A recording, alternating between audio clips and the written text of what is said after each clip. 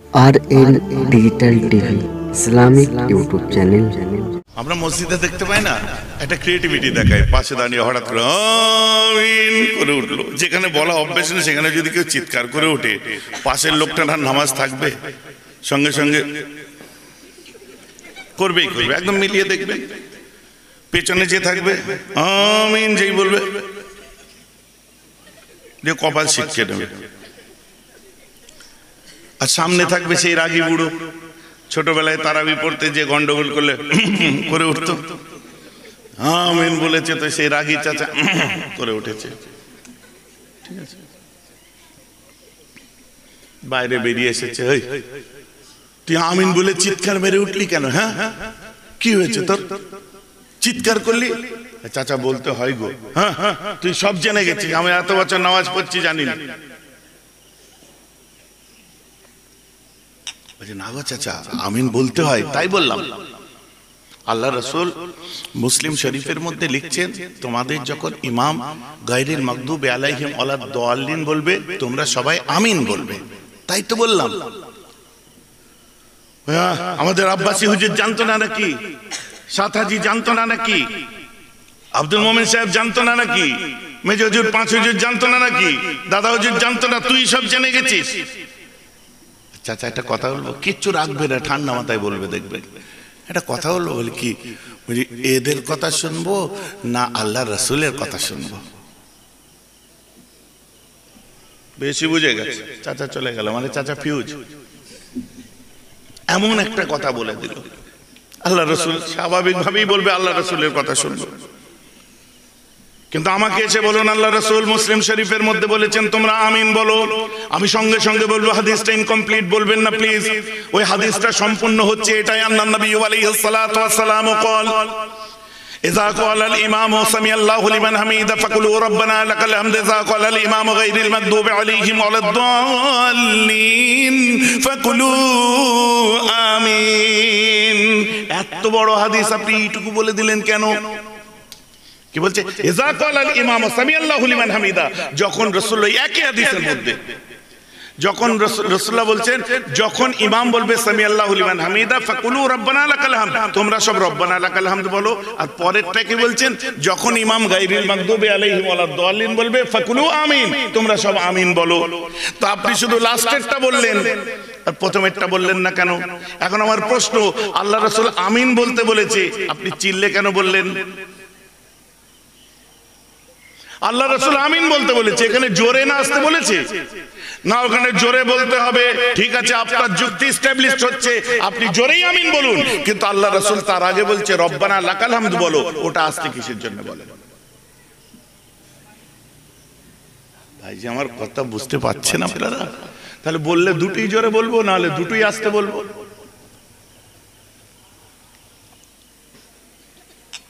ভাইজান কথা আবার বোঝার চেষ্টা করুন। ওলি আউলিয়াদের দেখানো পথকে ছেড়ে দেওয়া খুব সহজ ব্যাপার, মুখে বলা সহজ ব্যাপার, কিন্তু আসলে যদি আপনি তাদের কারনামায় জিন্দেগি দেখেন, মানে একদম হৃদয়ের কষ্টি পাথরে তারা ঘষে যাচাই পরখ করে নিয়েছে, তাই আজকে কবরে শুয়ে থাকার পরেও মানুষের জায়েরিনের ভিড় লেগে গেছে। কথাটা ঠিক বলছি না ভুল বলছি? এটা তো বুঝতে হবে, বোঝার জিনিস। এটা আমরা কি বোকা নাকি? হ্যাঁ, নাকি পেশার তাড়নাই ওলি আউলিয়াদের জন্য চিৎকার করে বেড়াচ্ছে? আমি অন্য পেশায় চলে যাব, আমি নিউ মার্কেটে দোকান করে দেবো, যে ওখানে থাকবো, পাশাপাশি করবো আবার সালাবুনায়ের ব্যাপার। কথাটা বুঝতে পারছেন? কথাটা আপনারা বোঝার চেষ্টা করুন।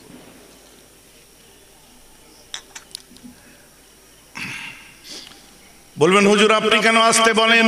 আমি ডাইরেক্ট বুখারী শরীফ খুলে আপনাকে দেখাবো, আল্লাহ রাসূল সরাসরি বলছেন কিনা। আল্লাহর নবী আলাইহিস সালাতু ওয়াস সালাম قال اذا শুনছেন মন দিয়ে, اذا قال الامام غير المغضوب عليهم ولا الضالين فقولوا آمين من وافق تامينه تامين الملائكة قد غفر له ما تقدم من ذنبه رواه البخاري। বুখারীর হাদিস। আল্লাহ রাসূল বলছে ইজা ক্বালাল ইমামু গায়রিল মাগদুবি আলাইহিম ওয়ালাদ দাল্লিন, যখন ইমাম গায়রিল মাগদুবি আলাইহিম ওয়ালাদ দাল্লিন বলবে ফাকুলু আমিন, তোমরা সব আমিন বলো। মান ওয়াফাকা তামিনাহু তামিনিল মালায়েকাতে, আল্লাহ যাকে তৌফিক দেবে আমিন বলা, কাদের মতো? তামিনিল মালায়েকা, ফেরেশতাদের মতো আমিন বলার যাকে আল্লাহ তৌফিক দেবে, কাদ গাফার লাহু মা তাকাদ্দামা মিন যামবিক, আল্লাহ তবেই তার পূর্বের গুনাহগুলো maaf করে দেবে। বলুন সুবহানাল্লাহ। এখন বলুন, এই দশা শরীফে ফেরেশতাদের আমিন বলা কি শুনতে পান? বলছি যখনই কেউ সূরা ফাতিহা পড়ে কাঁধে যে ফেরেশতা আছে বা আল্লাহর যত ফেরেশতারা জমিন আসমানে আছে তারাও আপনার ওয়ালা দল্লিন বলে আমিন বলে। এখন আমার প্রশ্ন, ওই ফেরেশতাদের আমিন বলা কি আপনারা শুনতে পান? শুনতে পান না। আল্লাহ রাসূল বলছে যার আমিন বলাটা ফেরেশতাদের অনুরূপ হবে আমি তাদের গুনাহ, পূর্বের গুনাহ maaf করে দেব। দ্যাটস ওয়াই আমরা আমিন আস্তে করে ফেরেশতাদের মতো করে বলি, এটা বুখারী থেকে সাব্যস্ত। এবার আপনার ইচ্ছা হচ্ছে আপনি জোরে আমিন বলবেন, নো প্রবলেম, লাউড স্পিকার লাগিয়ে বলুন, আমার কোনো আপত্তি নেই, চিৎকার করে বলুন, আপত্তি নেই। দয়া করে আমাদের এই মসজিদগুলো, মুরব্বীগুলো থাকে, ওদের হার্ট অ্যাটাক করাবেন না, ওদের নামাজ ফেলাবেন না। কথা আপনার যেখানে চলে সেখানে বলুন, আমি কোনো আপত্তি করছি না। নামাজ শেষ হয়ে গেল, দোয়া শেষ হলো, সালাম ফিরলা, আসসালামু আলাইকুম ওয়া রাহমাতুল্লাহ, আসসালামু আলাইকুম ওয়া রাহমাতুল্লাহ, সঙ্গে সঙ্গে লুঙ্গি তুলে একদম ডিঙিয়ে চলে যাচ্ছে। আমার সামনে উঠে দাঁড়িয়ে, क्या हुआ? मुझे हमें जाना है। अच्छा बैठो, दुआ करने। मुझे मेरा हो गया, हमारा हुआ नहीं, बैठो। फिर उठे बोलते जाओ, मैं टांगे नहीं तोड़ दी नहीं तेरे, बैठ चुप से, চুপ করে বসো। তুমি যদি দোয়া না করে তোমার চলে যাওয়ার ইচ্ছাই থাকে, আমি বাধা দেব না। তুমি পেছনের কাতারে দাঁড়াও, বস, টুক করে চলে যাও, আমার কোনো আপত্তি নেই। কিন্তু তুমি যখন আমার উপর দিয়ে পার হবে, আমার সাদা গিলে করা পাঞ্জাবি তোমার পায়ের ধুলো লাগতে পারে। তারপরে আমার পিছনে আমার আব্বা বসে আছে, যার পায়ের তলায় আমার জান্নাত। আমার চাচা বসে আছে, দাদু বসে আছে। তুমি কালকের ছেলে, তাদেরকে মাথার উপর ডিঙিয়ে চলে যাবে, আর আমি জওয়ান ছিলাম, আমার রক্ত ঠান্ডা থাকবে? তুমি দোয়া করবে না? নো প্রবলেম, করো না। আর তুমি কি ভাবছো তুমি দোয়া করছো না? তুমি এমন একটা হাদিসের ফেরার মধ্যে ফেলে না, দোয়া তো নামাজের বাইরে, ওটার কি দরকার, এমন করেছো আল্লাহ তোমাকে রিজেক্ট করে দিয়েছে। তুমি হাত তুলছো না এটা ভেবো না, আল্লাহ তোমাকে আর তুলাচ্ছে না হাত, এমন জেদে পড়ে গেছো, আল্লাহ রিজেক্ট করেছে তোমার হাতকে। দেখবে আর কোনোদিন তুলতে পারবে না। কথা বুঝতে পারছেন তো নাকি? আল্লাহ তোমায় রিজেক্ট করে দিয়েছে, তুমি আর হাত তুলতে পারবে না। ঠিক আছে, তুমি দোয়া করো না, আমি মানছি দোয়া নামাজের মধ্যে নয়, কিন্তু আফজল ইবাদতের পরে দোয়া চাওয়া আমার রাসূলের সাহাবারা কি চাইনি? আমার রাসূলকে দোয়া পড়েননি? আমার নবী যদি তাই চাইতেন ওভাবে, আমাদের জন্য বোধহয় ওয়াজিব হয়ে যেত, ফরজ সুন্নতে মুআক্কাদা হয়ে যেত। বুঝতে পারছেন তো নাকি? তা আল্লাহর কাছে হাত তুলো। তুমি যদি না তোলো, গুরু একটু বসো, আমাদের দোয়াটা হয়ে যাক, তারপর উঠবে। আর নাহলে পিছনের কাতারে দাঁড়াও, টুক করে নামাজ হবে, চলে যাবে। পাকামো করে তুমি যে সামনের কাতারে দাঁড়াবে, আর তুমি আমাদের মুরব্বীগুলো সব মাথার উপর দিয়ে পা তুলতে তুলতে তুলতে তুলতে তুলতে তুমি আসবে না। আমি মক্কা শরীফে যে দেখে এসেছি, বেশ করেছো দেখে এসেছো, সে ফেরারি গাড়ি চড়ে, তুই ভাঙা সাইকেল চড়িস কেন? না, ফেরারি গাড়ির সঙ্গে কি আছে না, তাদের অনুকরণ করলে সবটা করো। সে জিএমসি চড়ে, ক্যাডিল্যাক চড়ে, বিএমডব্লিউ চড়ে, র‍্যাপ4 চড়ে, তুই ভাঙা ফটফটিয়া চড়িস কেন? না মানে ও ডিঙোবার বেলায় আরবের নকল, মাল কোমরে জমাও, তারপর ওদের সঙ্গে তুলনা করবে। কথাটা আমার বুঝতে পারছেন না? এটা কোনো যুক্তিতে আসলো না। যুক্তিতেই আসলো গুরু। তুমি তাদের যদি সব অনুকরণ করো, সব অনুকরণ করো, 4-5টা করে বিয়ে করো। না হুজুর, না হুজুর কেন? তারাও তো শরীয়ত দেখে বিয়ে করছে, তুইও করে যা। ঝাঁটা দিয়ে মারবে। 498, 498A, 498B, 125 সব ধারা কি বাপ রে বাপ। শুনুন, আরব আমার তো দলিল নয়, আমি জোক সাপাট আমি বললাম। মক্কা আমার দলিল নয়, মদিনা আমার দলিল নয়, মদিনা ওয়ালা রাসূলুল্লাহ আমার দলিল, কোরআন আমার দলিল, সাহেবে কোরআন আমার দলিল, সাহেবে হাদিস আমার দলিল। আপনি কোথায় কি হয় দেখিয়ে দিয়ে তো সেটাকে করতে পারেন না। মক্কায় তো আমি নিজে যে দেখে এলাম বহু মানুষ নামাজে হাতই বাঁধে না, ইমাম মালিকের ফলোয়ার। তাহলে তুমি কাল থেকে বাঁধা বন্ধ করে দাও। ওই জন্য শোনো সবার, কিন্তু যেটার উপর আমল করবে দুঃখ তুমি সেটাকে নিয়ে একবার যাচাই করে দেখলে না। যত বেলা হবে সেগুলো আস্তে আস্তে সব পরিষ্কার হবে। তো আসুন, এখন এই রোগ পরিষ্কার, এই রোগ ভালো করার জন্য কোথায় যাবেন? চোখ যে টাটিয়ে উঠছে, কনকন করছে, বুকের মধ্যে কনকন, ওয়াজ মনে আছে তো নাকি? কোথায় যাবেন? সঙ্গে সঙ্গে আপনি চলে যান কোনো ওলির দরবারে। এই রোগের জন্য একটা ডাক্তার আছে, সেই ডাক্তারের কাছে আপনি চলে যান। চলে যাওয়ার পরে বলুন যে আমার বুকের মধ্যে কনকন করে, ওর দুতলা বিল্ডিং দেখলে, ওর গাড়ি দেখলে, ওর বাড়ি দেখলে, ওদের জামাই দেখলে, ওদের এই দেখলে, ওদের সেই দেখলে বুকের মধ্যে কেমন কনকন করে। কারণ তকদিরের উপরে তো ভরসা নেই। আমি যদি চেষ্টা করি আমারটা তো আমি আরো সুন্দর করে করতে পারি। কথাটা বুঝতে পারছেন না? না ওরটা এমন হয়ে গেল, এটা তেমন হয়ে গেল। আরে বুকা, ওরটা যাই হোক না কেন, তুমি তোমারটা নিয়ে থাকো। বুঝতে পারছেন? কারো ছেলে দেখবেন যে বাড়ির মধ্যে পড়াশোনা নেই, কারো ছেলে দেখবেন মাধ্যমিক পাস করলে লাফাতে আরম্ভ করে দেয়, আমাদের ছেলে মাধ্যমিক পাস করে গেছে, আলহামদুলিল্লাহ ভালো, তাকে আরো বড় করো। আমার ছেলে উচ্চ মাধ্যমিক পাস করে গেছে, সেই যে অহংকার। আরে তুমি উচ্চ মাধ্যমিক দেখাবে? পাশের বাড়ির ছেলে, পাশের গ্রামে চলে যাও, সেখানে দেখো একটা ছেলে MBA করে ফিরে এসেছে। কথা বলছে, তুমি ইঞ্জিনিয়ার দেখাচ্ছ, পাশে আরেকটা ছেলে MTech করে এসেছে। তুমি ডাক্তার দেখাচ্ছ, আরেকটা ছেলে MD করে এসেছে। তুমি, আমার কাছে কথা হচ্ছে, আল্লাহ যতটুকু যাকে দিয়েছে ওটাকে দিয়ে শুকর করা দরকার আমাদের। অহংকার ফকর করার তো কোনো প্রয়োজন নেই। অতএব কে কি করছে সেটা তুমি কেন দেখছো? তুমি নিজেরটাকে যাচাই করে দেখো আগে।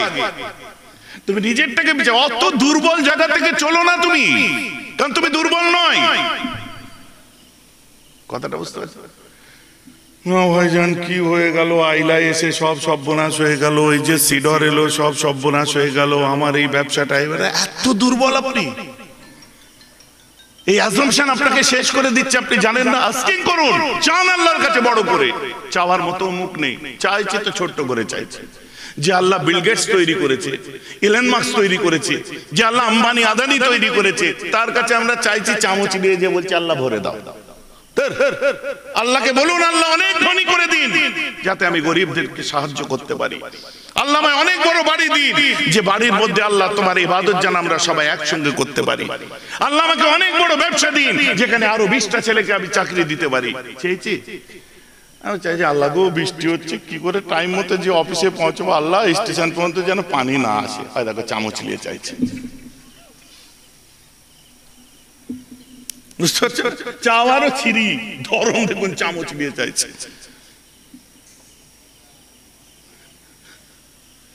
আমাদের সোসাইটি, ভাই আমার কথাই দুঃখ নিচ্ছেন, ব্যথা নিচ্ছেন। আগে দেখবেন এরকম করে কালো ইয়ে করে টিকা লাগিয়ে দিত,